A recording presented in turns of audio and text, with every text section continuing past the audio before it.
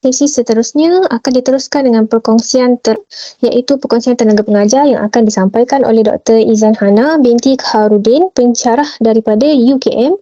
Jadi dipersilakan Dr. Izan. Baik, so bismillahirrahmanirrahim. Assalamualaikum warahmatullahi wabarakatuh. Salam sejahtera, salam Malaysia Madani. Ini adalah berkenaan dengan sesi perkongsian pengalaman tenaga pengajar yang mana saya lah yang pernah mengajar kursus integriti dan anti rasuah ini. Right. So sebelum kita pergi kepada lanjut saya perkenalkan diri saya. Right. So saya Dr. Izan Hana binti Khairudin. Merupakan penyelaras kursus QR ini dan juga pensyarah bagi mengajar kursus ini di UKM. Saya cerita sedikitlah sejarah kursus QR ini, bagaimana ia bermula. Alright.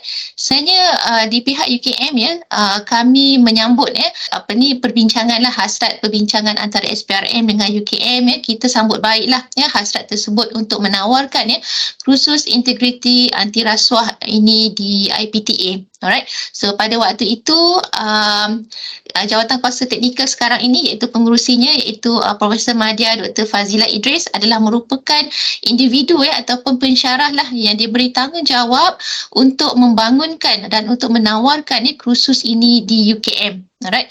So Dr. Fazilah yang membangunkan, yang membuat proforma dan juga akhirnya alhamdulillah kursus ini berjaya ditawarkan yang mana ia dilaksanakan pada semester 2 2017 hinggalah 2017-2018.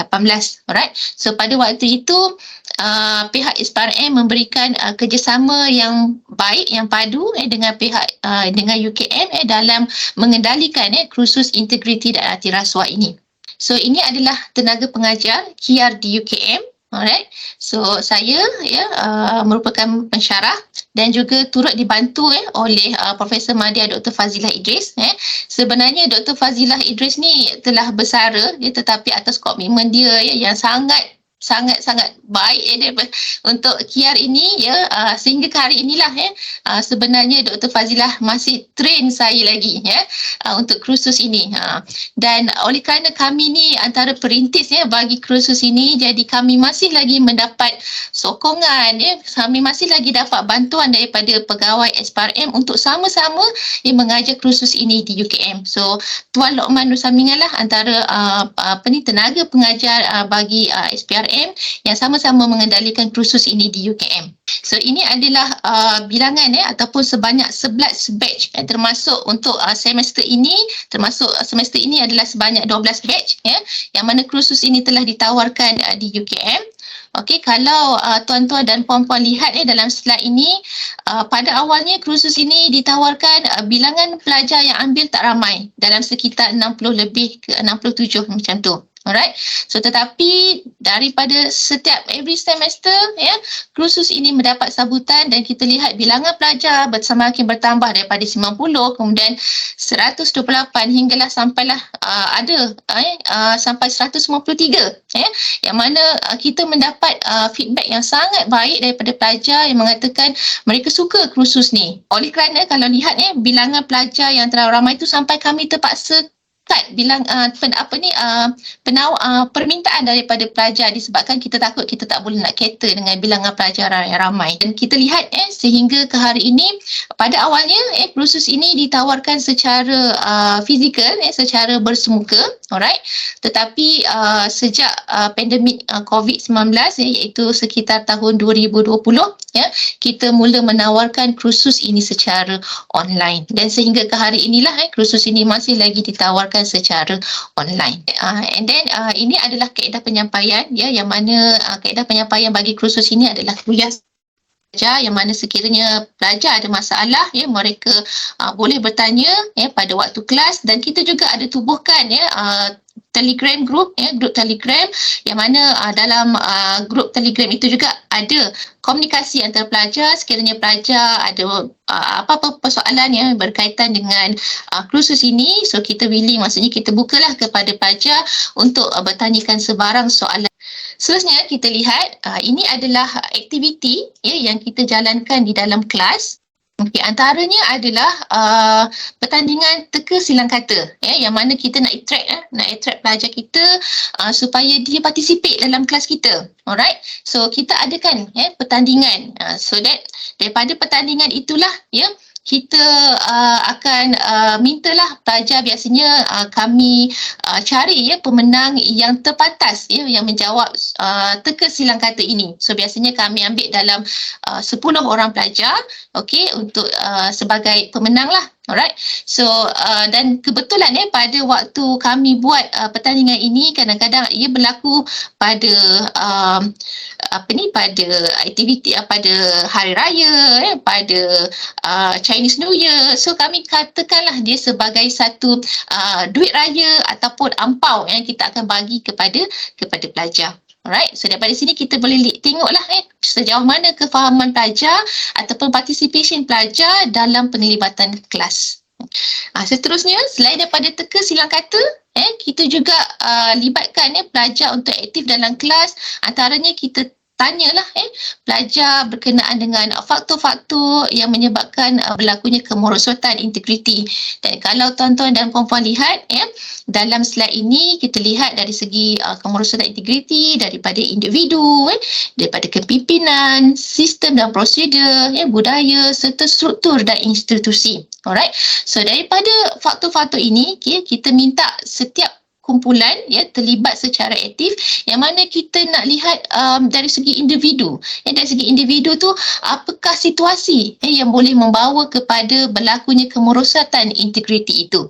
So kita minta setiap kumpulan itu mereka participate lah dalam kelas. Okey, so ini adalah salah satu caralah kaedah kami nak libatkan penglibatan pelajar secara aktif dalam kelas. Yang seterusnya, kalau tuan-tuan puan-puan masih ingat lagi pada sebelah pagi tadi, Tuan Nur Lokman dia ada menerangkan berkenaan dengan dari segi tugasan, iaitu salah satu tugasan dalam kursus KIA ini adalah dari segi video PSA. Alright, so kita create satu lagi aktiviti dalam kelas nak bagi pelajar itu dia bersungguh-sungguh buat tugasan mereka. Jadi kita create satu pertandingan, kita buat pertandingan video PSA terbaik. Biasanya kami pilih antara 3 lah pemenang wakil kumpulan yang menghasilkan video PSA terbaik dari segi kontennya yang betul, dari segi kreativiti dan sebagainya. Alright, so itu pertandingan video PSA. Ini adalah pada waktu ini kami berikan penyampaian hadiah kepada kumpulan terbaik video PSA. Okey, so sebenarnya dalam sesi ini sebenarnya adalah dalam sesi perkongsian bekas pesalah rasuah. So kita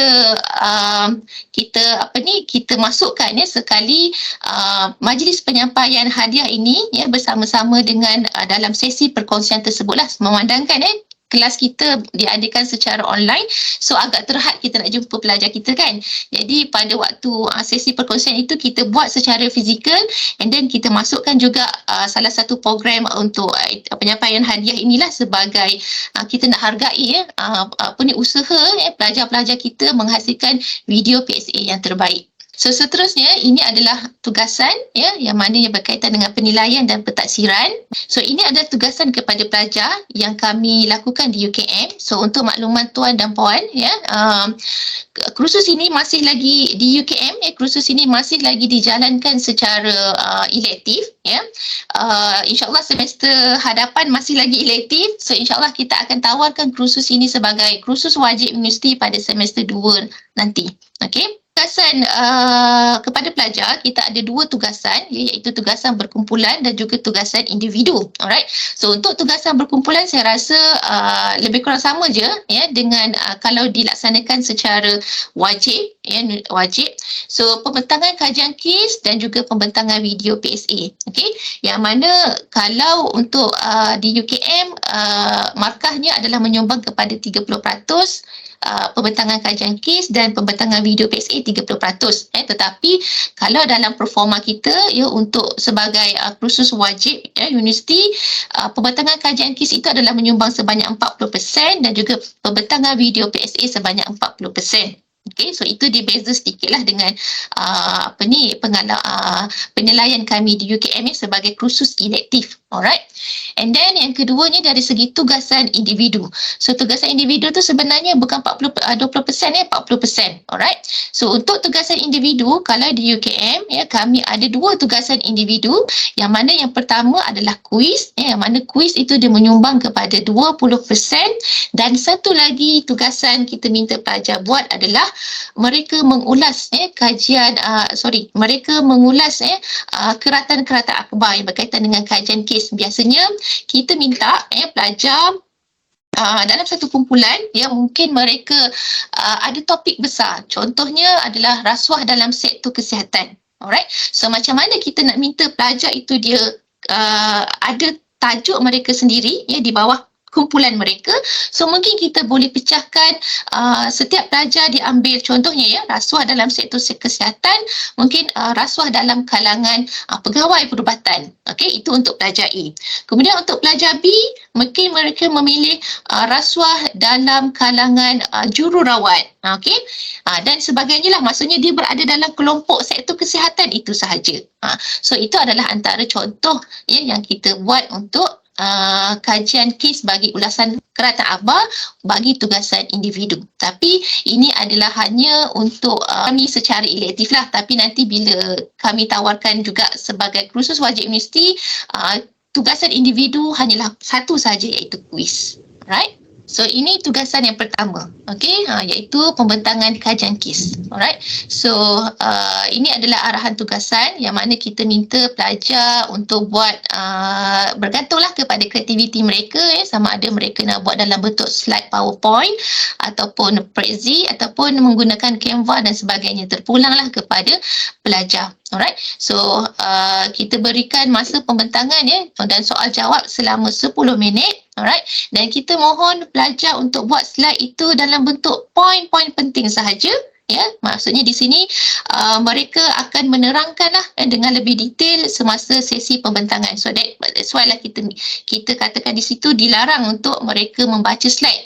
Maksudnya kita nak lihat sejauh mana mereka benar-benar faham tentang apa yang mereka bentangkan ataupun apa yang mereka lakukan tugasan tersebut. Alright. So perlu ada penglibatan semua ahli kumpulan. Alright.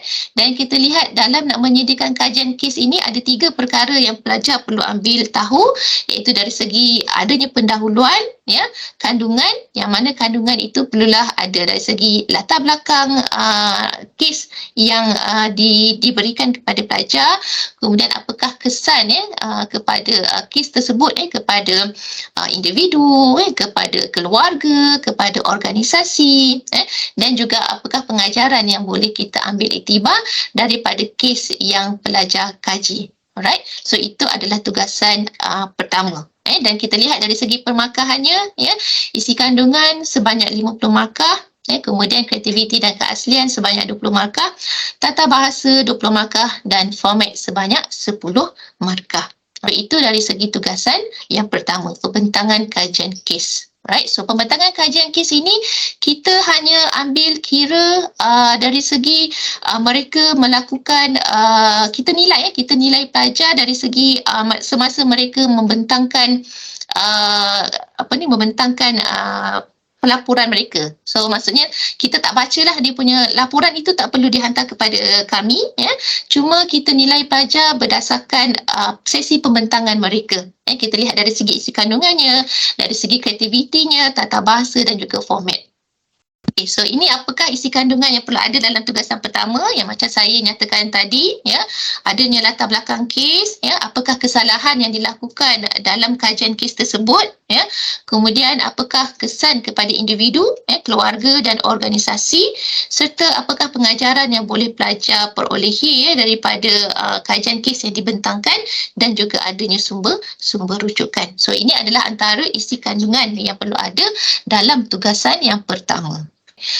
Okey, so ini adalah tugasan yang kedua, iaitu pembentangan video PSA. Alright, so mungkin saya boleh kongsikan sedikit tugasan pelajar ya. So pelajar sebenarnya kita beri kebebasan lah kepada mereka, sama ada mereka nak melakukan watak berdasarkan tajuk yang diberikan kepada pelajar, ataupun mereka boleh buat dalam bentuk animasi. Alright. So kita juga sering mengingatkan pelajar sebelum mereka nak menghasilkan video PSA ini, terlebih dahulu mereka ada storyline. Okay, so mereka ada storyline, so that kita mohonlah daripada pelajar untuk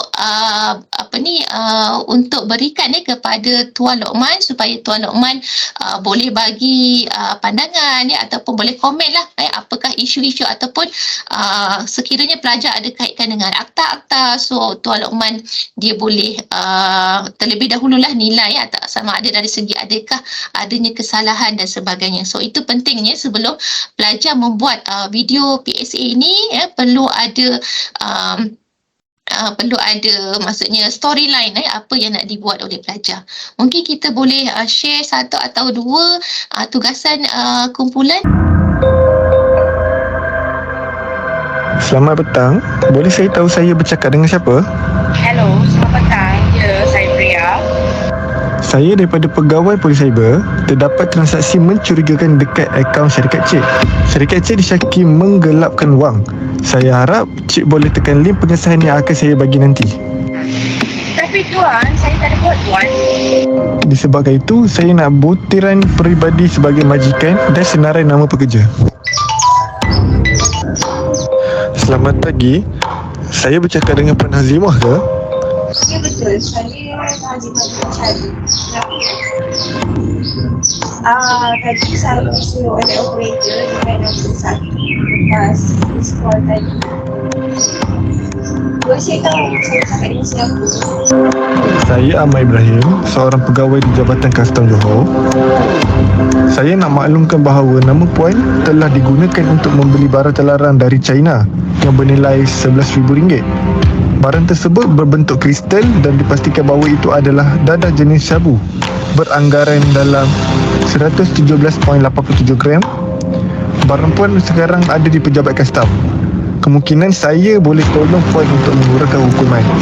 Tidak, Puan akan disiasat di bawah Seksyen 39A1 dan Seksyen 15(1)A Akta Dadah Berbahaya 1952.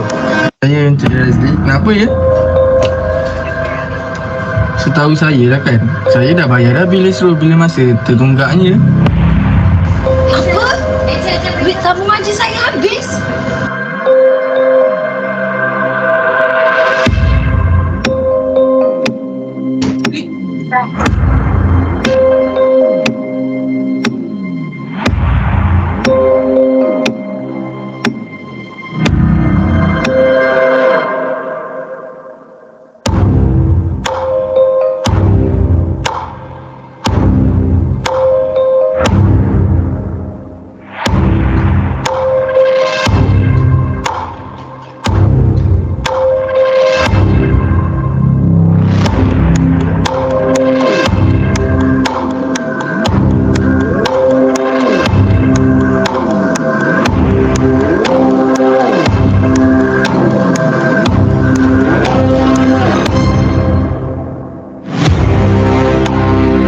So itu adalah antara tugasan PSA yang dilakukan oleh pelajar. Alright. So mungkin kita boleh lihat satu lagi contoh video PSA yang menggunakan animasi. Kebangsaan Malaysia mengambil jurusan kejuruteraan. Aiman merupakan anak sulung daripada 6 adik-beradik. Bapanya seorang petani manakala ibunya seorang suri rumah. Beliau memohon pinjaman PTPTN namun separuh duit pinjamannya digunakan untuk meringankan beban bapanya dalam membantu menyara keperluan keluarganya. Minggu ni je banyak duit aku habiskan, kena beli keperluan harian, keperluan belajar. Lepas tu adik-adik aku selalu bagi tahu tak cukup duit. Jadi akulah yang kena bagi. Sabar Aiman, ni semua ujian untuk kau. Nanti Tuhan balas balik jasa kau selalu tolong keluarga kau. Masalahnya aku ni tak berduit sangat. Macam manalah aku nak hidup? Nampak gayanya aku kena makan Maggi je hari-hari. Abang, adik terpilih jadi pengawas sekolah, tapi ayah tak cukup duit beli baju pengawas untuk adik. Boleh adik pinjam duit abang? Boleh adik, nanti abang bagi duit. Duit dah berkurang ni, jadi kena berjimat untuk bulan ni. Aiman sedang berjalan ke suatu tempat. Dia ternampak kawannya di McDonald. Teringinnya nak makan makanan macam KFC and McDonald. Kalaulah aku banyak duit macam kawan aku, bolehlah aku merasa. Tak boleh jadi ni, aku kena fikir cara macam mana untuk mendapatkan duit dengan cepat. Lalu Aiman mencari di internet bagaimana cara mendapatkan duit dengan lebih mudah. Tiba-tiba suatu iklan muncul. Ni macam menarik tapi macam bahaya je. Tapi aku terdesak sangat ni. Belum cuba belum tahu kan. Tanpa meragui, Aiman terus membuat panggilan. Hello Encik, saya berminat dengan iklan Encik yang menawarkan kerja sebagai kedai akaun. Oh, you berminat ya? You pastikah? Ya, sangat berminat. Saya terdesak nak pakai duit. Tapi kerja ni tak bahaya ke? You jangan risau. I dah buat kerja ni lama dah. Tak pernah kena cekup. I pasti punya you akan selamat kerja bawah I. Dengan mudahnya, Aiman memberikan segala maklumat peribadinya kepada syarikat tersebut. Seminggu kemudian, Aiman lalai dengan kemewahan yang disajikan. Namun, perihal ini diragui oleh Ashraf serta menjadi tanda tanya buatnya. Pada suatu hari, sedang Ashraf duduk di meja rakan biliknya itu, tiba-tiba notifikasi dari telefon Aiman berbunyi. Ni bukan kedai akaun ke? Lantas Ashraf terus ke balai berdekatan. Apa yang saya boleh bantu Encik? Saya suspek kawan saya terlibat dengan kedai akaun kan? Berikan saya maklumat yang lebih lanjut tentang individu ini. Polis telah mengeluarkan waran tangkap kepada Aiman. Aiman didakwa di bawah Seksyen 291 Akta Kesalahan Kecil 1955 di mana sesiapa sahaja yang disyaki mempunyai milikan yang diperolehi secara tipuan boleh didenda tidak melebihi RM1,000 atau dipenjara selama tempoh tidak melebihi 1 tahun atau kedua-duanya. Aiman dipenjarakan setelah terbukti bersalah. Aiman tidak seharusnya mengambil jalan ringkas dalam mendapatkan wang tambahan. Sekiranya anda telah menerima sejumlah wang yang besar daripada sumber akaun yang tidak dikenal pasti pemiliknya, segera lapor perkara itu kepada pihak polis untuk mengelakkan diri dari terlibat dalam kegiatan jenayah kedai akaun. Adalah antara contoh tugasan pelajar yang menggunakan animasi. And then kita juga selain daripada PSA boleh juga kita buat satu video yang mana yang berkaitan dengan social experiment. Kita fokuskan ataupun kita minta pelajar kita dia mau fokuskan kepada apa-apa topik yang berkaitan dengan topik integriti. So mungkin kita boleh lihat contoh video bagi social experiment ini.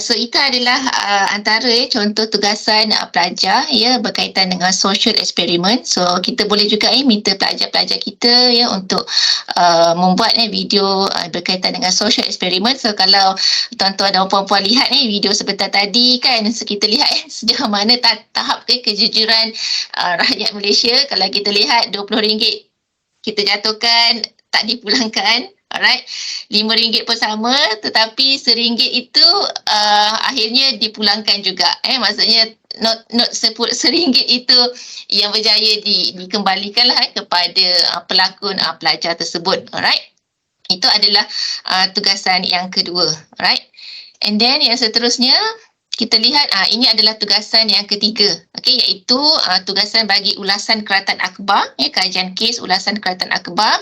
So macam yang saya telah maklumkan tadi, kita mintalah pelajar untuk cari temanya adalah berkenaan dengan integriti dan rasuah. Okay, so make sure pelajar dapatkan Keratan Akhbar sekurang-kurangnya dalam 3 Keratan Akhbar yang berkaitan dengan, contohnya macam saya dah nyatakan sebentar tadi, contohnya dalam sektor kesihatan, mungkin individu pelajar A atau B, mereka akan pilihlah topik yang berkaitan ataupun topik yang dipilih oleh mereka. Alright, so carilah yang bersesuaian. Kalau kita lihat rasuah dalam kalangan pegawai perubatan, okay, so mereka akan carilah topik yang berkenaan dengan rasuah dalam kalangan pegawai perubatan dalam akhbar ataupun akhbar secara online ataupun akhbar secara hard copy terpulang kepada pelajar, dan kita minta pelajar buat ulasan itu antara 5 hingga ke 6 muka surat. Okey, so apa yang perlu ada dalam ulasan tersebut lebih kurang samalah macam dalam kajian kes tugasan pertama tadi, adanya latar belakang kajian kes, apakah kesalahan yang dilakukan oleh pesalah, kemudian apakah kesan kepada individu, organisasi, kepada keluarga, dan juga apakah pengajaran yang boleh diambil daripada kajian kes tersebut. Okay, so itu adalah tugasan dan penilaian kepada pelajar bagi kursus ini. Adalah pembelajaran berasaskan pengalaman. Okay, so pembelajaran berasaskan pengalaman ini yang mana kalau tuan-tuan puan-puan masih ingat lagi pagi tadi Tuan Lokman ada memaklumkan bahawa kita akan invite satu perkongsian daripada bekas magistrat dan juga bekas pesalah rasuah. Ini adalah antaranya iaitu Tuan Firdaus, Tuan Firdaus, yang mana kita telah panggil beberapa kali lah Tuan Firdaus ini untuk dalam kursus kami untuk berkongsikan kisah ataupun pengalaman beliau apabila telah disabitkan kesalahan atas tuduhan rasuah.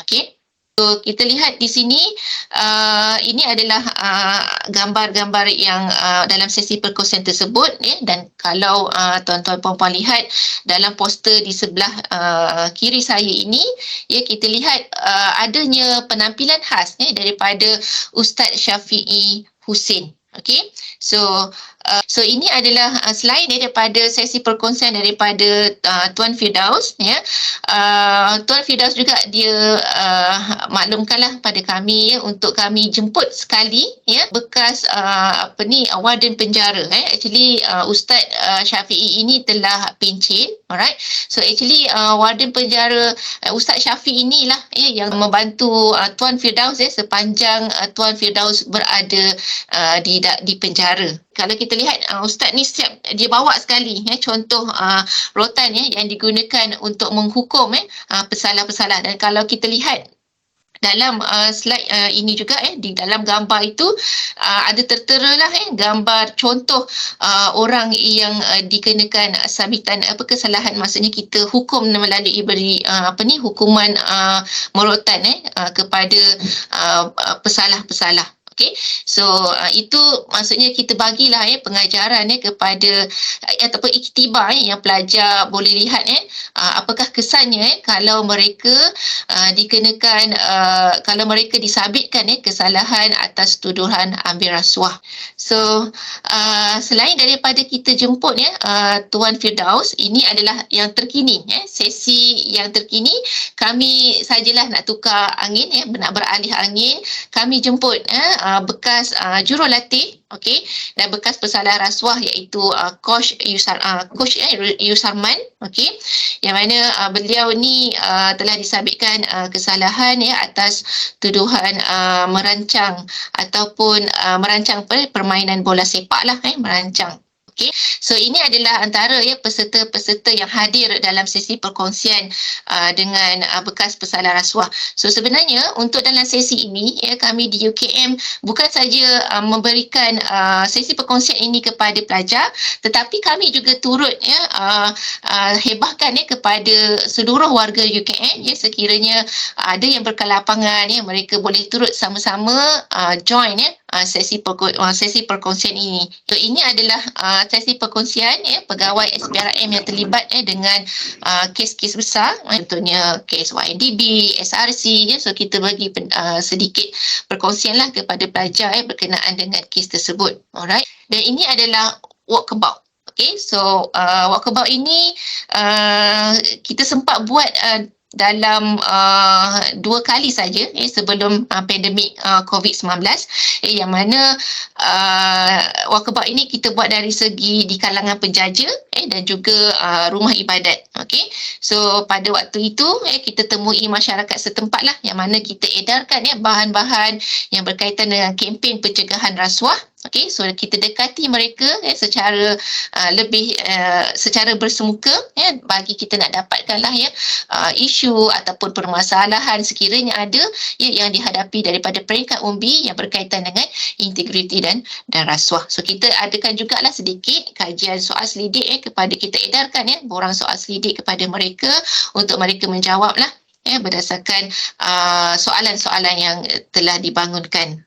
Dan ini adalah seperti yang telah Tuan Lokman juga share pagi tadi, lawatan ke pejabat SPRM. Okey, so lawatan ke pejabat SPRM ini kita nak bagilah pendedahan kepada pelajar untuk lihat fasiliti yang ada di SPRM. Okey, dari segi lokap, bilik kawat cam, bilik temu bual bervideo dan juga konti macc.fm. Okay, so kita juga ada inisiatif lah kalau tuan-tuan perempuan tak dapat nak melawat sebenar ke pejabat SPRM, kita mungkin akan adakan satu video lah video lawatan ke SPRM. So nanti tuan-tuan dan puan-puan boleh sebarkanlah ke sewaktu sesi pengajaran dengan pelajar-pelajar nanti.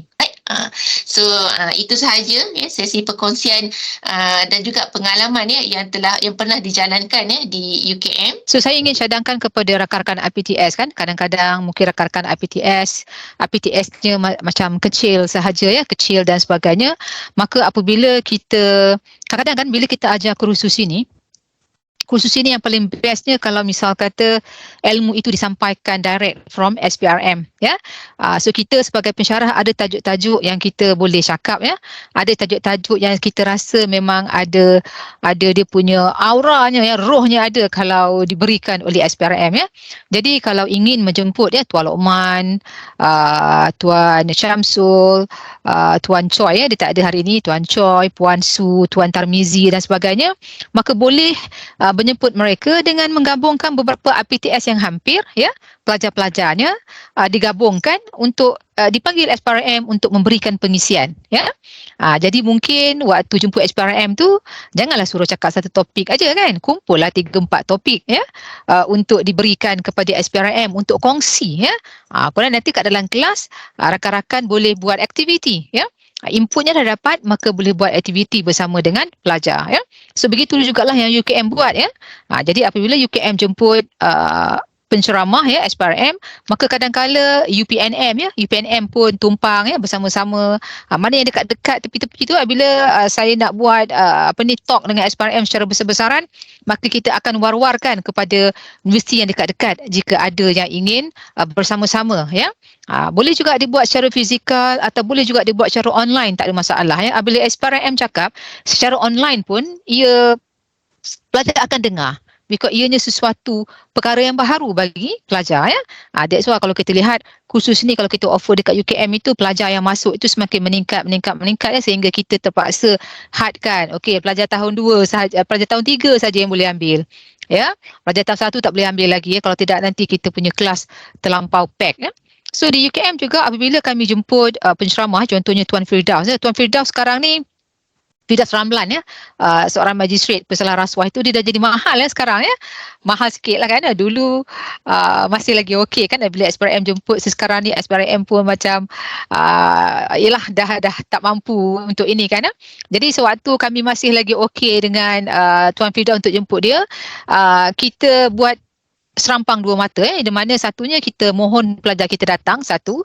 Yang keduanya kita buat bekerjasama dengan AMAR ya, persatuan itu ya, dengan AMAR untuk sebagai persatuan ya di UKM untuk jemput pelajar, dan juga kita buat usaha-sama dengan unit integriti, yang mana unit integriti ni akan in charge untuk menjemput semua warga UKM. Kalau warga UKM datang, maka mereka akan dapat hours lah ya, jam untuk mereka ya. Jadi apabila kita buat tu, dia akan jadi macam besar ya, 400 ya, warga UKM datang dalam hall itu penuh ya, dan ianya taklah membazir kan kalau kita guna duit untuk jemput penceramah ya. So itu cadangan ya. Jadi bagi rakan-rakan APTS ya, apabila at least kalau tak dapat jemput SPRM HQ pun, rakan-rakan pensyarah ya, satunya boleh jemput SPRM yang berdekatan dengan tempat masing-masing, satu. Kedua, boleh jemput PDRM, boleh jemput custom, tak semestinya hanya jemput SPRM ya. Segala agensi yang ada kaitan dengan integriti dan rasuah, maka boleh dibawa ke APTS kita untuk kita share bersama dengan pelajar untuk menjadikan kelas kita lebih efektif ya. Alright. Jadi sebab kalau kita nak minta SPRM daripada HQ pun, mungkin mereka pun dah tak cukup kaki dan tangan ya untuk pergi ke universiti-universiti bagi menyampaikan lecture. Alright. Ada soalan rakan-rakan pensyarah? Kita buat video social experiment, adakah perlu kita untuk dapatkan konsen daripada orang awam tersebut untuk proceed, includekan mereka dalam video dan pembentangan? Yes. Alright. Dia ada, hari itu pun juga telah dibincangkan perkara ini kan, contohnya kan kalau kita ambil video mereka tanpa konsen mereka, mungkin kita boleh didakwa kan ya. Kemudian kalau kita ambil video mereka, kemudian kita kaburkan muka mereka, tak apa, kita tunjukkan. Jadi itu semua harus kita teliti dululah ya rakan-rakan. Kalau misal kata pelajar saya hari tu ya, dia buat selepas mereka dah buat benda tu, mereka berjumpa balik dengan orang tu ya. Kemudian mereka tanya ya, mereka minta maaf sebelum tu, mereka beritahulah kata ini social experiment, maka boleh atau tidak kami tunjukkan video ini ya dalam presentation untuk tujuan tugasan ya. Maka kebanyakan daripada orang-orang tu mereka benarkan ya, tapi saya bukan buat yang isu yang kejujurannya, kita buat aspek yang lain ya. Jadi yang ini ya, sama ada kita akan didakwa atau tidak jika tunjukkan muka mereka, iaitu rakan-rakan sekalian kena baca and tengok dia punya rules and regulation dahulu ya sebelum buat ya, sebab kita pun tak tahu nak cakap macam mana ya, sama ada boleh ambil video itu kemudian samarkan muka ke, itu semua kita pun tak berapa sure ya. Tapi pelajar-pelajar yang buat, mereka telah pun minta izin lah daripada mereka-mereka yang berada dekat dalam video itu ya.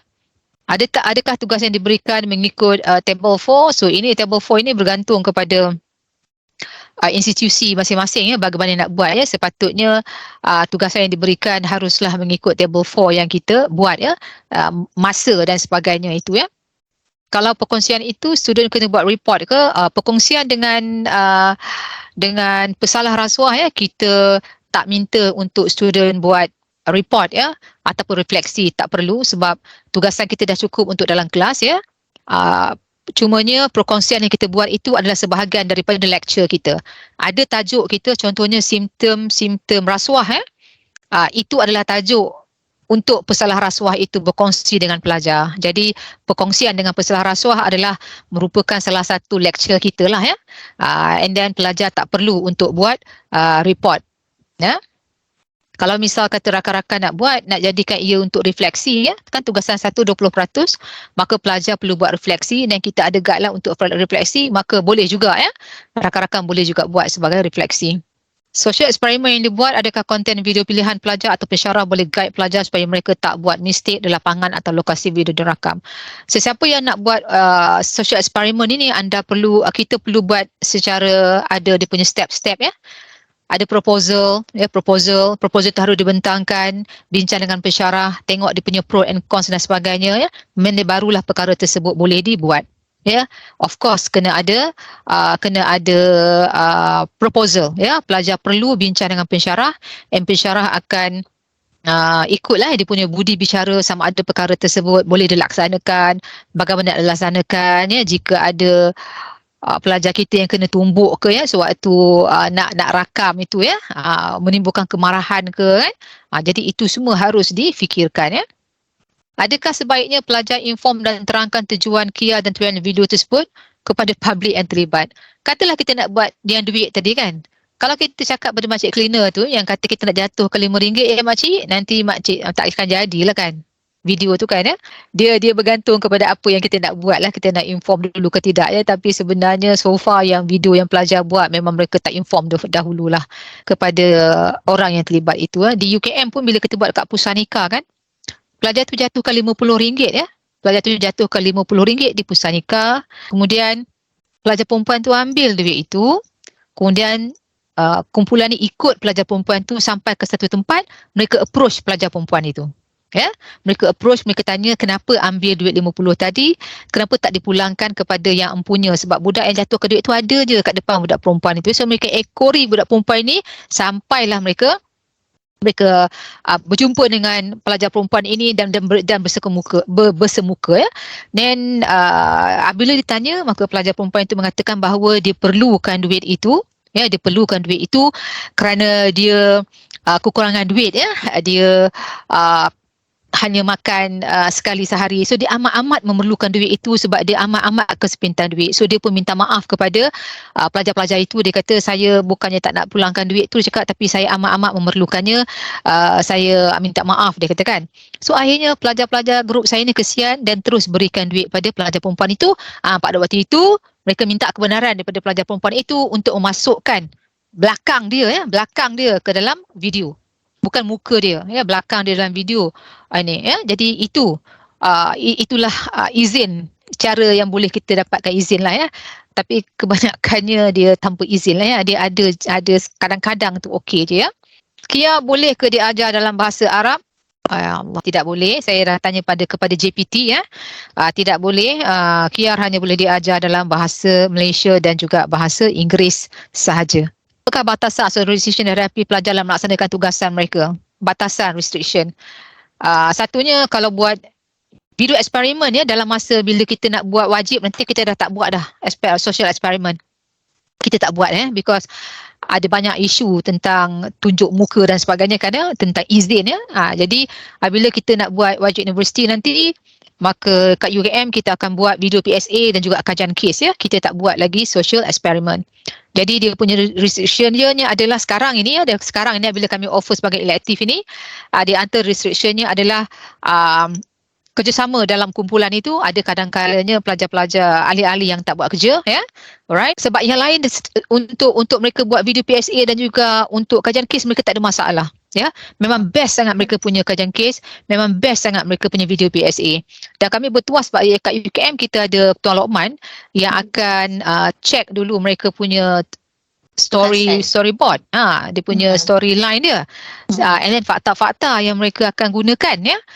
Jadi dia punya restrictionnya adalah mungkin fakta yang mereka gunakan tadi, kalau kita ni baru mengajar kan, mungkin macam kami pun berdua pun macam kadang-kadang tak nampak akta tu silap dan sebagainya. Tuan Lokman yang akan identify perkara tersebut ya. Itu satulah ya, kerjasama antara kumpulan, fakta-fakta yang student bawa ya. Itu restriction dia. Video PSA, bolehkah pelajar menghantar di platform media sosial seperti TikTok? Boleh. mohon pencerahan berapa orang pelajar yang boleh maksimum dalam sebuah kelas disarankan. Maksimum. Kelas kita, Dr. Izan, yang paling ramai pada satu ketika itu adalah 100, dekat nak 200 kan? Ya, betul. 198. 198. Kita buat secara online, tapi bila kita nak buat perkongsian, kita buat bersemuka. Ya, untuk topik yang tertentu. Jadi maksimum ya. Kalau misal kata kelas tu okey ya, dengan mic dia okey, semua okey, maka saya rasa kalau setakat 200 ke 300 okey lagi, because sekarang ni Tuan Lokman conduct di UiTM, rasanya pelajar dia lebih kurang macam 400 gitu ya. Alright. Lagi kecil kelas lagi bagus ya. Sebab bila kita nak buat aktiviti dengan pelajar, bila pelajar kerja dalam kumpulan, senang kita nak tengok kan. Apa sempadan untuk sesuatu kes rasuah itu didakwa di bawah Akta SPRM atau Akta Pengubahan Wang Haram. Kes rasuah dipetik banyak disiasat bawah AMDA benda Akta SPRM. Dia macam ni kalau sebagai agensi penguatkuasa, sebenarnya kita boleh menyiasat apa-apa kes yang mana kita mempunyai bidang kuasa, itu pertama. Dan keduanya, daripada penyiasatan kita tu, kita akan tengok dia akan menjurus pergi kepada kes rasuah ataupun tidak. Tetapi sekiranya tidak ada asas untuk kita masuk dalam kes rasuah, tetapi kita percaya dalam kes itu ada termasuk dalam aktiviti-aktiviti yang mana subject matter dia. Subject matter dia ada terkait. Contoh satu kes lah, satu kes contohnya macam proceeds daripada, kita percaya hasil pendapatan itu adalah pada hasil aktiviti haram. Kita percaya. Tapi bila kita percaya ini adalah proceeds daripada illegal activity, kita tidak perlu membuktikan bahawasanya itu daripada kes sabitan rasuah. Maksudnya tak perlu nak tunggulah. Macam contoh kita siasat, katalah ada orang tu kena siasat bawah Akta SPRM. So dia tidak memerlukan orang itu disabitkan atas kesalahan menerima rasuah untuk kita start on AMLA. Cuma asalkan kita dapat membuktikan, kita dapat macam mana, the burden of proof, supaya mahkamah percaya bahawasanya hasil daripada perbuatan haram itu yang digubah. Contohnya tak perlu dibuktikan dia telah melakukan rasuah, tapi kita percaya itu adalah hasil daripada perbuatan rasuah, dan hasil itulah yang digunakan untuk macam tadilah, dia beli barang-barang, dia pergi melancong, dia beli kereta mewah. Dia punya perkataan tu proceeds, saya tak ingat sebab lupa pula saya nak baca dia punya akta tu. Tapi sempadannya adalah kita boleh siasat dua-dua, tetapi kalau money laundering kita tak perlu buktikan bahawasanya orang tu telah melakukan rasuah. Sekadar membuktikan pada mahkamah hasil tu.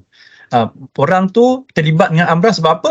Dia dipercayai menerima rasuah daripada orang tertentu. Jadi di situ juga ada option ya tuan. Maksudnya kalau kita tuduh dia di mahkamah, maka dia akan menghadapi pertuduhan seperti biasa. Tetapi sekiranya ditawarkan kompaun, maka individu itu kena bayar kompaun dan tidak akan dituduh di mahkamah. Sebab dia ada kriteria-kriteria tertentu.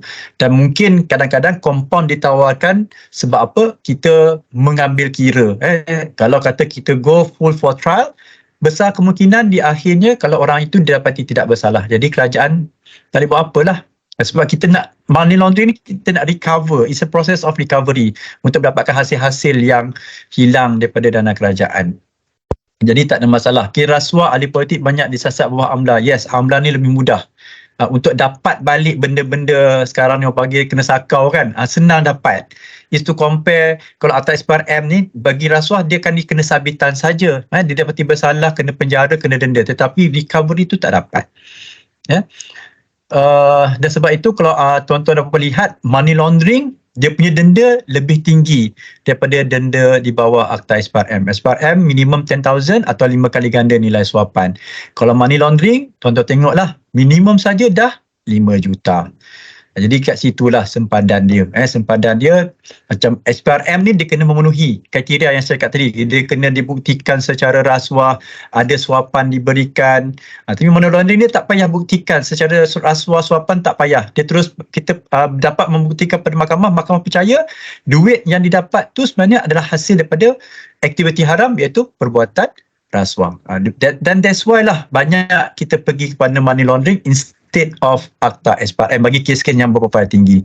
In case kita tengok in the mid of way macam saksi dia kadang tengok macam ni lah, kes-kes berprofil tinggi ni dia banyak kemungkinan, and kadang-kadang di satu tahap it's better to offer compound sebab bila compound dia sudi nak bayar duit compound tersebut, at least government get something. Cuma orang akan mempertikaikan lah, dia tu orang have tak masuk penjara, tetapi daripada akhirnya kan kes tu ada kelompangan, dia tak didapati bersalah, maksudnya denda pun tak kena, penjara pun tak kena, so we get nothing. So saya katakan tadi lah, at least we get something dan rather left nothing. Itu kan memang itu adalah satu benda yang diperdebatkan lah bagi saya debat kes mahkamah, kadang-kadang benda-benda yang kita tak sangka ni itu yang akan berlaku. Tapi nak memahamkan orang tu memang susah lah, lebih-lebih lagi kalau orang yang tu dah orang kata dia dah ada sentimen tu kan, macam kenapa lah, macam contoh ambil air Milo, tin Milo dekat Speedmart kena penjara 1 tahun, dia tak boleh brain benda tu. So tetapi dalam kes-kes berprofil tinggi kita kena terima hakikat, it's not all cases akan in favor kita, terutamanya lah kita tahu kadang-kadang di belakang tu mungkin saksi tu berpaling tadah, tetapi nak proof depan mahkamah it's not easy. Nak membuktikan perkara tersebut, dan kadang-kadang di hujung tu lah kita rasa tadi daripada tak dapat apa-apa, at least adalah satu yang positif. Catat macam tadi recovery proses kita dapat. Itu saya rasa kita perlu fahamkan pada pelajar lah. Banyak juga kadang-kadang ada pelajar yang most of them ada list, dia kata kenapa tuan ni tak didakwa di mahkamah dan semua. Jadi kita kena explain mengikut peruntukan undang-undang yang sedia ada. Jika peserta rasuah tidak kira dia menerima atau yang menawarkan, most likely penerima rasuah di bawah umur, adakah tertakluk kepada bidang kuasa SPRM. Okey, bagi kes setakat ni lah kan, kita ni pun notabene tidaklah sekejam, manalah tahu kan budak sekarang ni advance, budak sekolah menengah contoh, bagi mungkin sekarang dia advance kan, dia bagi rasuah pada kawan dia prefect. Google punya kan, Google tu mahal nak main game tu kan, macam dia punya kredit lah kan.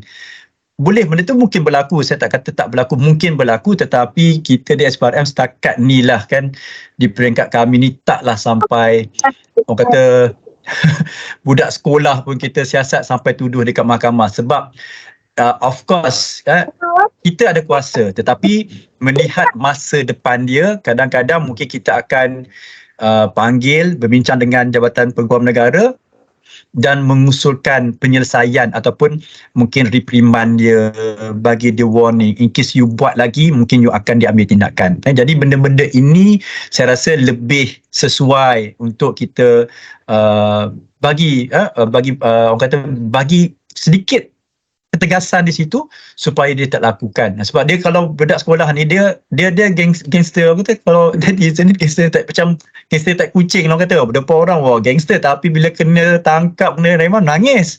Apa tu dia lalak kena lock up. Dengan kawan-kawan dia steady, kau berani kau ganggu aku, tapi itulah hakikatnya. Dan that's why tadi saya kata dalam pembentangan saya, dalam sesi kita memang sangat kurang individu yang berumur 18 tahun ke bawah yang ditangkap dan telah dihadapkan ke mahkamah. Sangat-sangat kurang tu, maksudnya almost tak ada lah. Almost tak ada. Kerana masih bersekolah. Tetapi tidak menghalang, manalah tahu satu hari nanti ini akan menjadi satu perbuatan yang sangat berleluasa, yang mana kita rasakan perlu diambil tindakan supaya tidak menjadi lebih serius. Sebab undang-undang ni dia macam tu, dia fleksi kan. Kalau rasa in the society tu dah terlalu korup, kena benteras peringkat awal. Mungkin itu menjadi pendekatan di masa hadapan. Buat masa ni saya rasa tidak lagi dilaksanakan secara macam taklah waktu SPRM hadap sangatlah nak angkat budak-budak sekolah ni, tak sampailah. Dan kesian masa depan student ni. Kalau kes rasuah pengajar dan kes rasuah pengajar dan pelajar, bagaimana elemen mensedia dibuktikan. Sudah pastilah kalau macam tadi bagi duit kan.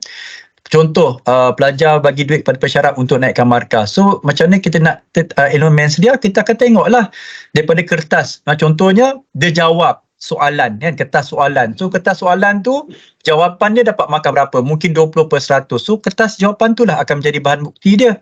So, daripada 20%, macam mana tiba-tiba dia boleh dapat A? So, di situ kita akan tengoklah, macam ni dapat A? Ada tak peraturan yang benarkan, ada tak budi bicara, bersyarah, boleh menaikkan markah sedemikian? Ada tak? Kalau tak ada, kita assume itu sebenarnya tidak mengikut prosedur. Jadi tidak prosedur, jadi kita akan tengoklah kalau pelajar tu yang buat report, kita akan dengarlah keterangan dari pelajar kenapa you bagi 1,000 sebab pensyarah ni minta duit, kalau dapat A kena bagi 1,000. Dan kebetulan masa tu juga mungkin pelajar sekarang ni sedikit advance, dia buat rakaman video. Jadi keterangan itu akan menyokong.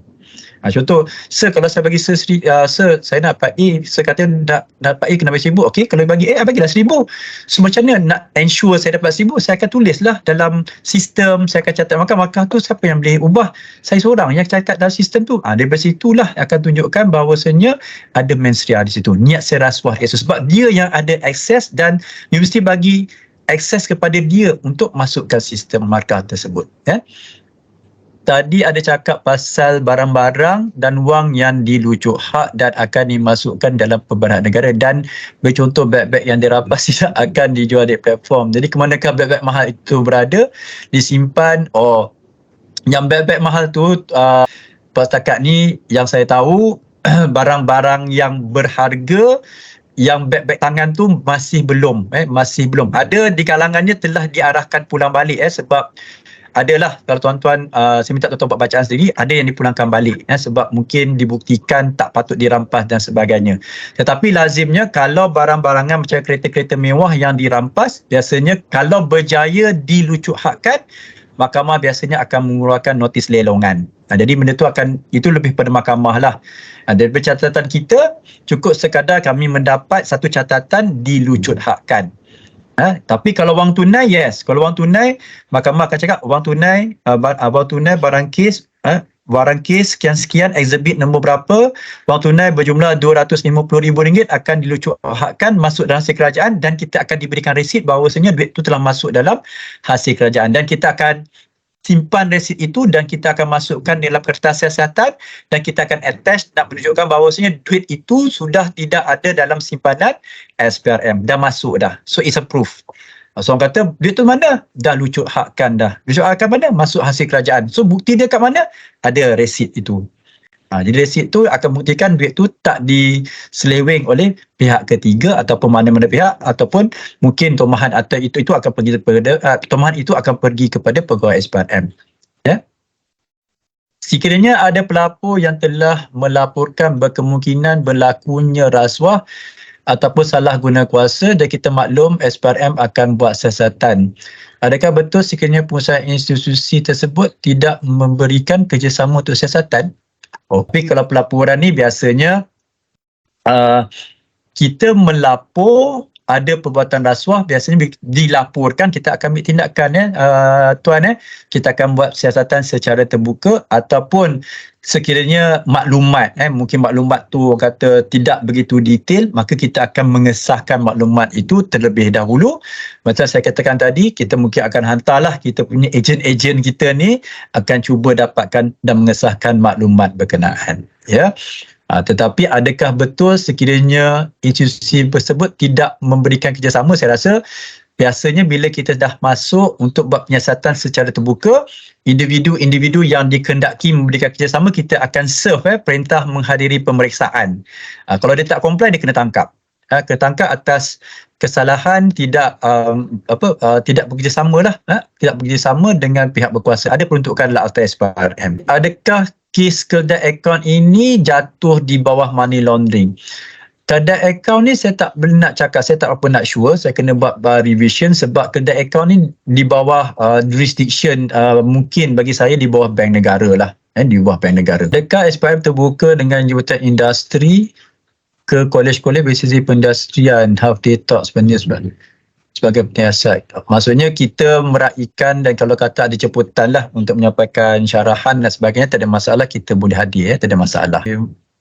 kebanyakan penerangan dari pagi melibatkan rasuah dan integriti melibatkan pegawai dan jabatan awam. Bagaimana sekiranya kes rasuah melibatkan orang awam dengan pihak swasta? Sama saja, tak ada perbezaannya. Sama saja. Ada juga tadi kalau tuan-puan perasan kan, kes melibatkan orang awam pun ada juga. Orang awam macam tadi bagi rasuah untuk tukar air kencing kan, menipu menggunakan ijazah palsu, itu di sektor swasta tu. Sektor swasta. Saya nak tanya, modul ni 10 modul kan? Ya, saya. Bila diguna pakai ya tuan? Okey, 10 modul ni akan diterbitkan oleh pihak kami lah, akan diterbitkan oleh pihak kami, tetapi kita dalam proses akhir lah, proses akhir. Tapi soft copy tu saya rasa dah boleh diedarkan dah untuk kepada semua tenaga pengajar. Tapi yang hard copy tu pun kita takkan dapat print banyak lah, sebab di pihak SPRM pun kita tidak ada peruntukan tambahan untuk membuat cetakan buku-buku tersebut. Kopi tu ada sikit bukan kata masalah lah, dia tak boleh print banyak-banyak lah, cuma kita akan edarkan, mungkin e-book kita akan edarkan. Modul 10 bab tadi tu saya rasa paling-paling pun kita akan pakai pada next semester insya-Allah macam Tuan Lokman cakap, kita dah dalam proses akhir dah buat masa sekarang UKM pun masih lagi pakai 8 modul. Tuan Lokman UiTM pakai 8 ke 10 dah sekarang? 8. Jadi saya rasa insya-Allah lah SEM depan lah SEM 2 23-24 kita akan guna modul yang 10. Apabila JPT keluarkan modul lengkap 10 bab, maka pada waktu itu kita dah mesti gunalah 10 bab itu. Ada buku, ada modul, ada slides untuk bantu rakan-rakan sekalian. Dan kita akan ada 2 video.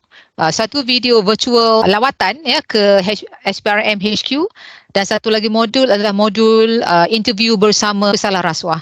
So agak-agak tak boleh jemput pesalah rasuah ke IPTS masing-masing, maka tak apa, kita dah ada 2 video yang akan kita bagi. Yang ini pun akan diberikan, JPT akan berikan kepada rakan-rakan sekalian insya-Allah. So by next SEM insya-Allah lah kita ada bahan yang lengkap lah untuk kita mengajar 10 modul Sekiranya supplier bagi derma kepada agensi kerajaan tanpa sebarang syarat, adakah boleh dikira rasuah? Untuk hari keluarga, agensi, etc. Supplier khawatir kalau tak bagi sumbangan akan datang, susah nak dapat job dari agensi itu. Kalau syarikat-syarikat ni kan, kalau syarikat ni dia kena ada polisi anti rasuah dia. So kalau katakan dia nak bagi sumbangan, sumbangan itu bagi saya dia boleh bagi. Dia boleh, tapi dia mesti pukul rata lah. Kenapa dia nak bagi kepada company itu saja? Sebab kalau dia bagi, contohnya, jadi takut-takut perkara benda-benda yang dibagi tu akan jatuh ke dalam hadiah ataupun rasuah. Okey, kalau macam polisi syarikat tu kan, dia nak bagi, macam contoh yang terdekat dengan kami lah, ketika tahun baru Cina, ada jabatan-jabatan kerajaan orang hantar hamper dekat Wisma Pejabat Persekutuan lah. Tetapi satu je yang tak terima, itu pejabat BPR atau SPRM yang tak dapat hamper tu. Jadi adalah diceritakan, pegawai tanya, pasal apa kita punya office you tak ada kasih? You punya office kasih mati dia kata. Maksudnya, kenapa office SPRM you tak nak kasih? Jadi kat situ kita dapat tengok bahawasanya kalaulah dia nak pukul rata, okey saya mau kasih sumbangan contoh. Semua dapat tanpa mengira ada tak connection dan sebagainya. Macam tadi syarikat tadi, kalau dia nak bagi, dia bagilah. Tapi dia kena bagi, contohnya lah, dia adalah syarikat katalah pembekalan alat tulis. Dia bagilah, dia bagilah syarikat-syarikat yang dirasakan mungkin, kalau kita sekolah kan, sekolah-sekolah yang daif, dia tengok sekolah ni I nak bagi sumbangan. Tetapi kalau syarikat yang dikatakan ada macam hubungan rasmi tu, polisi syarikat tu kena perlu berhati-hati. Sebab kalau pemberian tu jatuh kepada, maksudnya berdasarkan penyiasatan kita, rupa-rupanya dia bagi tu sebab nak mengekalkan perniagaan. Jadi tak boleh lah. Tapi kalau sekadar bagi, kemudian dizahirkan secara telus kan, datang, okey kami datang ke sekolah ni, kami nak bagi sumbangan alat tulis kepada budak-budak B40 contohnya. Dia bagilah. Lepas tu dia pergi sekolah tu pula. Dia maksudnya kat situ polisi syarikatnya membenarkan perbuatan tersebut dengan syaratnya dia tidak ada unsur rasuah. Tapi kalau dia pilih, yang kita bagilah syarikat ni cakap, kita bagi je sumbangan pada mereka yang bagi job kat kita. Kat situ kena berhati-hatilah. Syarikat tu lah kena berhati-hati. Sebab dia bagi kepada sekolah. Dia bagi pada sekolah, jadi sekolah tu yang terima dia mungkin guru besar. Jadi tengoklah, ada tak hubungan rasmi guru besar tu, ada tak deal dengan company tu, ada tak guru besar ni yang decide pilih company tu. Jadi banyak faktor yang perlu kita lihat lah sebelum kita nak jatuhkan hukum lah. Orang kata dosa tak dosa ataupun ada tak rasuah kat situ, kita akan tengok dari segi aspek yang lebih menyeluruh. Ya. Tadi ada kata apa, money laundering bawah bank negara. Money laundering ni, untuk maklumat tuan-tuan dan perempuan, dia adalah satu kesalahan yang mana is the process of illegal activity, hasil daripada perbuatan haram tersebut. Jadi hasil daripada perbuatan haram tu banyak, contohnya macam aktiviti pelacuran, aktiviti keganasan. Contohnya wang daripada aktiviti pelacuran itu digunakan untuk buat investment, buka kedai. Tapi dalam situasi itu, bidang kuasa penyiasatan itu dibuat oleh pelacuran, of course oleh Polis Diraja Malaysia. Dia kena tengok dalam jadual tu. Saya nak, kalau esok saya ada masa, saya akan kongsikan lah jadual-jadual ataupun lebih, kalau nak tahu pasal money laundering ni, kena buka kitab lain sebenarnya. Tadi kita cerita tu sikit je yang ada kaitan dengan kes rasuah saja. Money laundering, bank negara pun ada. Process of the crime under bank negara punya regulations. Dia punya undang-undang bawah bank negara pun ada. SC pun ada. Dia banyak sebenarnya. Terima kasih Dr. Izan atas perkongsian yang menarik sebentar tadi. Terima kasih juga kepada Tuan Lokman, Dr. Faz dan juga Puan Su yang masuk semula untuk menjawab soalan daripada IPTS.